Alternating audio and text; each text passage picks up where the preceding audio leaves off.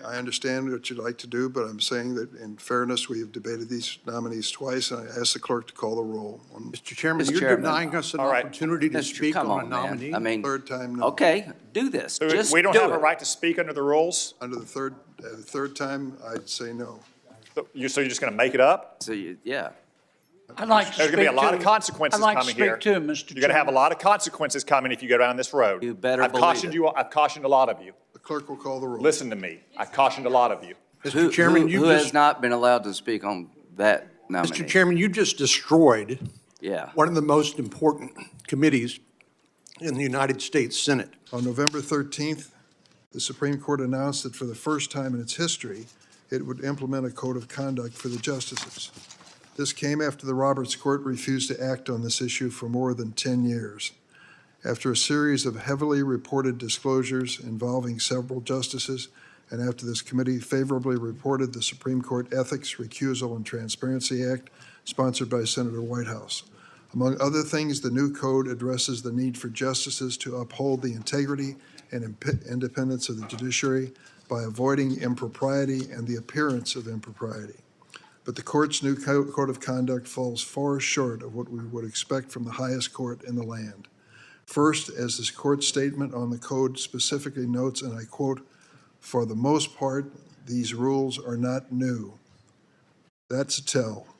It was the old way of doing things that brought the reputation of the court to a new low in public opinion. Under the court's previous practices, justices accepted lavish gifts and luxury travel from individuals with business before the court without disclosing these gifts.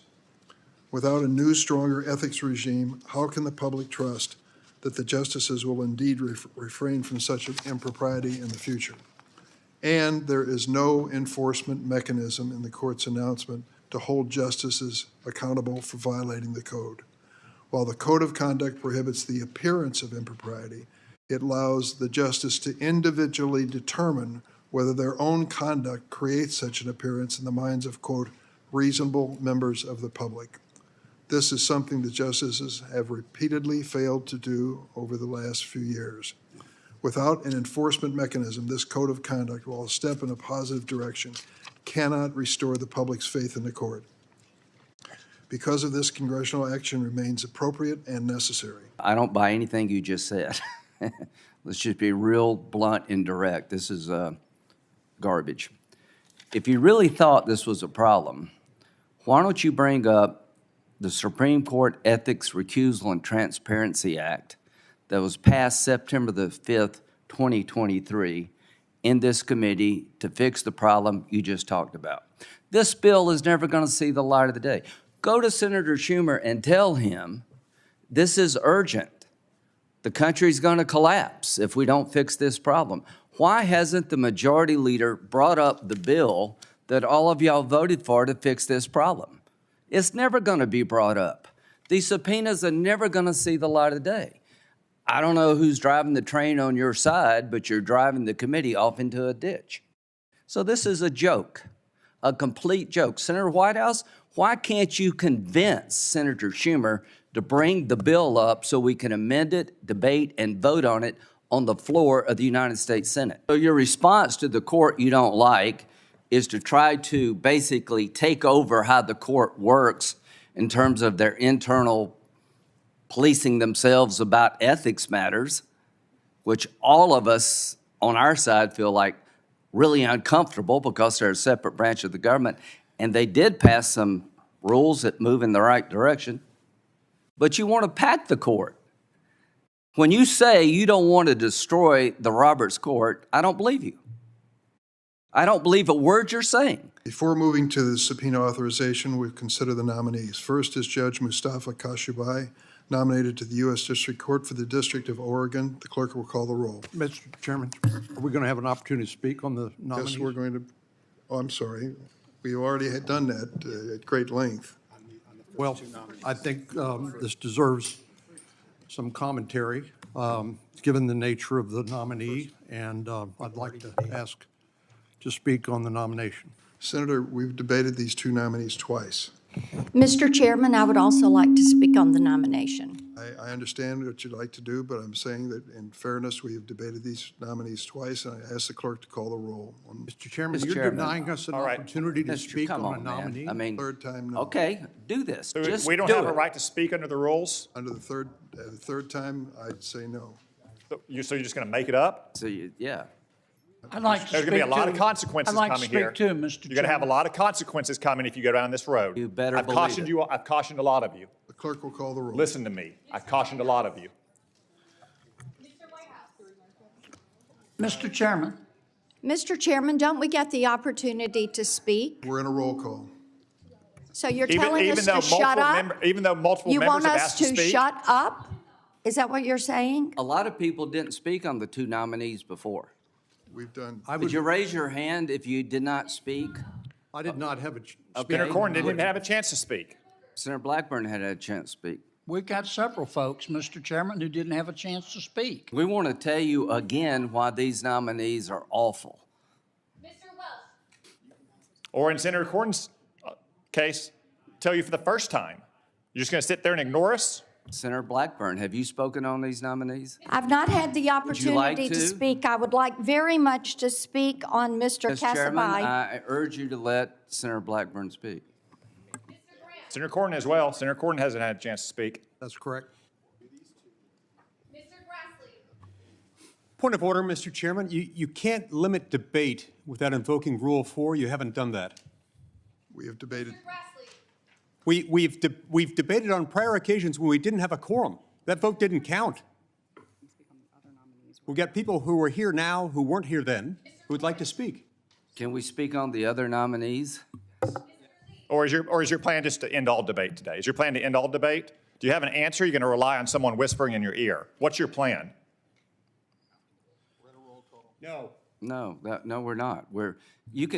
Okay, listen, here's the deal. We worked 7 weeks to try to solution the asylum problems. You boycotted the committee. Mr. Cruz, Mr. Chairman, I don't know if you've left us any alternative but to deny the committee a quorum. Mr. Cotton, I think that's something we ought to seriously I consider. tell you what. Mr. Cotton says the chairman needs to rethink his decision Yeah, and let Senator Corn and Senator Blackburn speak. That's what Mr. Cotton says. You can mark that down as my vote. Mr. Kennedy, Yeah, I And think- everybody over there who's not willing to look at me or look at Dick Durbin needs to think about it as well. Kennedy. I want to speak. Mr. Tillis, Mr. Kennedy wants to speak as well. Mark Mr. Cotton down saying Mr. Kennedy needs to speak too. Mr. Tillis. Mrs. Blackburn, I'm waiting to be heard on the nominee. I've requested several times to be heard on the nominee. So no, I guess Senator Durbin's not going to allow women to speak either. I thought that was sacrosanct in your party. the nomination will be favorably reported to the floor. Up next is Judge Yumi Lee, nominated to the U.S. District Court for the, Mr. Chairman, you Who has just, not been allowed to speak on that nominee? Mr. Chairman, you just destroyed Yeah. one of the most important committees in the United States Senate. Chair would note. And you set a precedent, The chair which would will note- be repeated every time one party or the other takes advantage and takes the low road. Chair will note It that sets a both nominees precedent have that been will then debated twice. become the norm. Kashibai and Congratulations on destroying the United States Senate Judiciary Committee. Up next is Judge Yumi Lee, nominated to the U.S. District Court for the Northern Who District has of not California. spoken on this nominee? Clerk will call the roll. Will you raise your hand? Look at all these people who have never said a word before you make them vote. Never said a word before you make them vote. Ms. Klobuchar, Just going along with it. Mr. Coons, Just going along with it. You know, when Mr. we were in Coons the said he would majority, allow members to speak. Mr. Chairman, when we were in the majority, we allowed Democrats to speak ad nauseum, at great length. We never did this. Mr. Blumenthal, Both of these nominees have had 2 opportunities for speeches by members. Mr., you have to bring them up again. Mr. Booker, It wasn't our fault, it's your fault. Mr. Ossoff, Going right along with it. Mr. Welch, Ms. Butler, Mr. Chairman, I hope you're proud of yourself. Is this guy talking to Dick Durbin, the chairman? Yeah, you really have. I don't know what drives this, Dick. I really don't. Mr. Chairman, is it you driving it, or is it your staff Yeah, is driving Joe it? Zogby the Or is chairman of it this the committee, or is it White you? House driving this? This is completely inappropriate not to let us be heard on these nominations, and you know that. Mr. Graham. Your own members have told you to let them speak. This is a complete disgrace. Maybe you can share I see with my us. colleagues over here who understand what goes around comes around. I mean, this is so unnecessary to ruin the committee over a political exercise that's going nowhere. Senator Whitehouse, I would like to, was my name called? I can't hear. Where's that voice? Was he recognized to speak? We're on a roll call. Ma'am, Mr. Kennedy. I'd like to speak, please. We're on a roll call. Mr. Tillis. Mrs. Blackburn. I'm waiting to be heard on the nominations. Mr. Coons. Is this an illegal vote? Chair Durbin. So now Joe Zogby is going to dictate to other senators how they're going to vote? On this vote, the ayes are 10. The nomination will be favorably reported. We now turn to nominations that have not been debated before the committee, and the committee is open to Mr. conversation. Chairman, I seek to speak on Seth Aframe. Well, that is the next nominee, and you are And- recognized. And I thank you for that.